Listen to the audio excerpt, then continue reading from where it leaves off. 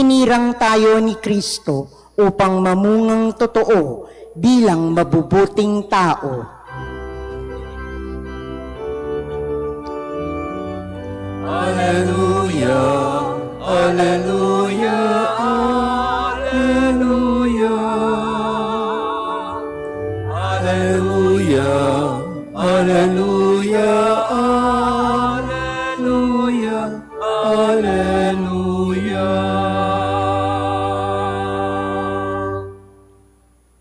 Sumainyo ang Panginoon. At sumaiyo rin. Ang mabuting balita ng Panginoon ayon kay San Marcos. Papuri sa iyo, Panginoon. Sa gitna ng pagbubunyi ng mga tao, pumunta si Jesus sa Jerusalem at pumasok sa templo. Pagkatapos tingnan ang lahat ng bagay doon, lumabas siya at nagbalik sa Betanya, kasama ang 12, palibhasay gumagabi na noon. Kinabukasan, nang sila'y pabalik na sa Betanya, nagutom si Jesus. Natanaw nito sa di kalayuan ang isang puno ng igos na madahon. Nilapitan niya ito upang tingnan kung may bunga. Ngunit wala siyang nakita kundi mga dahon. Sapagkat hindi pa panahon ng igos noon, kaya't sinabi niya sa puno ng igos, wala nang makakakain pa ng iyong bunga. Ito'y narinig ng kanyang mga alagad. Pagdating nila sa Jerusalem, pumasok sa templo sa Jesus. Kanyang ipinagtabuyan ang mga nagbibili at namimili roon at ipinagtataom ang mga mesa ng mga mamamalit ng salapi at ang upuan ng mga nagtitinda ng kalapati. Pinagbawalan niyang magdaan sa loob ng templo ang sinumang may daladalahan. At tinuruan niya ang mga tao. Sinabi niya, nasusulat, ang aking bahay ay tatawaging bahay dalanginan ng lahat ng bansa. Ngunit ginawa ninyong pugad ng mga magnanakaw. Narinig ito ng mga punong saserdote at ng mga iskriba. Buhat nooy, humanap sila ng paraan upang mapatay si Jesus, sapagkat natatakot sila sa kanya dahil sa humahanga ang lahat ng tao sa kanyang turo. Pagdating ng gabi, lumabas na naman ng lungsod si Jesus at ang kanyang mga alagad. Inaumagahan, pagdaan nila'y nakita nilang patay na ang puno ng igos. Naalaala ni Pedro ang nangyari at kanyang sinabi kay Jesus, Guro, tingnan ninyo, namatay ang puno ng igos na sinumpa ninyo.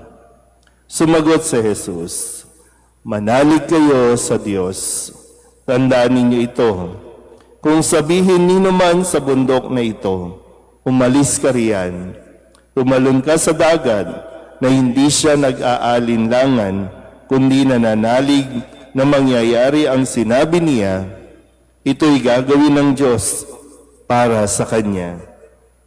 Kaya't sinasabi ko sa inyo, anuman ang hingin ninyo sa panalangin, manalig kayong natanggap na ninyo iyon at matatanggap nga ninyo. Kapag kayo'y mananalangin, patawarin muna ninyo ang nagkasala sa inyo, upang ipatawad din naman sa inyo ng inyong amang nasa langit ang inyong pagkakasala. Ngunit kung hindi kayo magpatawad, hindi rin naman kayo patatawarin ng inyong amang nasa langit. Ang mabuting balita ng Panginoon. Pinupuri ka namin, Panginoong Hesukristo. Isang magandang umaga po sa inyong lahat. Ngayon po ay Biyernes ng ika-8 linggo sa karaniwang panahon. At ngayong umagang ito o araw na ito, narinig natin ang damdamin ni Kristo. Yung kanyang talaga makikita mo rin na siya ay taong totoo. Normal na mayroon ding emosyon, mayroon ding pakiramdam, nagagalit din. Kaya nga isa ito sa mga kwento, no, sa nababasa mo sa Biblia, no, na pagtatanong, nagagalit ba ang Diyos? Oo, nagagalit ang Diyos. Kaya nga dito sabi niya, no, dalawang bahagi, isinumpa niyang isang puno ng igos kasi ito ay madahon lang, walang bunga. Naghahanap siya ng bunga, pero sa panlabas, para ang ganda-ganda tingnan, no, malago ang dahon, pero walang bunga. Kaya isinumpa ito ni Jesus. Nang bumalik din siya sa templo, nagalit din siya. Dahil yung templo na dapat ay lugar kung saan mararamdaman ang presensya ng Diyos, lugar kung saan magkakaroon ng katahimikan, kapayapaan ng mga tao. Pero anong ginawa ng mga leader ng templo, ito ay ginawang palengke o pugad ng mga magnanakaw. Kaya nagalit din si Jesus at pinagtabuyan niya, pinaalis niya at pinagbawalang pumasok o dumaan sa templo ang mga may daladalahan.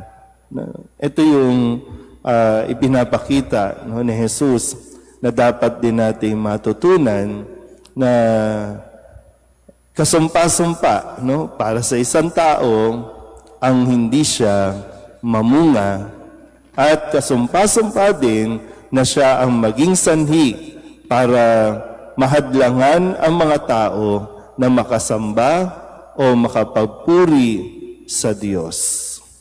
Kaya maganda rin, no, na mapagnilayan natin sa puntong ito ng buhay natin, para bang hinahanapan tayo ng bunga. O pwedeng magandang at marami tayong ginagawa sa panlabas, pero may bunga ba tayo? Sa pang-araw-araw natin, no, halos tayong magkakakilala, magkakasama sa misa, pero may bunga ba tayo? Nagbubunga ba ng magandang asal? Nagbubunga ba ng pagkakaroon ng pakikialam, pakikibahagi o pakikiisa? Kaya sabi, no, yung isang bahagi na meron din ba tayong pakialam sa simbahan? Meron din ba tayong nararamdaman na ano ba nangyari sa simbahan sa gagalangin? O sa ibang simbahan, kung saan kayo kabilang, tahimik lang ba kayo? Mananahimik lang ba kayo? Kahit na sabihin natin medyo nawawala na, ano ba, ang simbahan ba? Negosyo na lang ng negosyo? Wala na yung, ano ba, nakakatulong pa ba kami na mapalalim ang pananampalataya ng mga tao, na mailapit ang mga tao sa Diyos, o inahadlangan na natin ito? Kasi, di ba, papasok pa lang ng templo, wala na eh. Bugbog ka na. Papasok ka pa lang ng templo, ang dami ng taxes, ang dami ng babayaran. At ikinagagalit ito ni Jesus.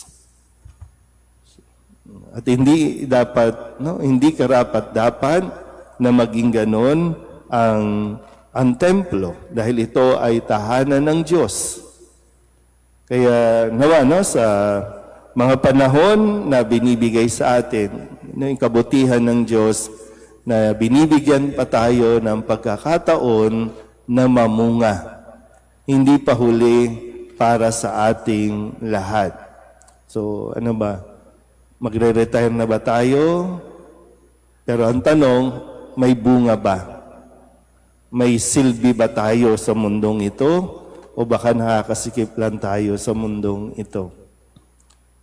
So, maganda mapagnilayan natin ito nang sa ganon ay hindi sumpa ang matanggap natin sa Diyos, kundi biyaya. Amen.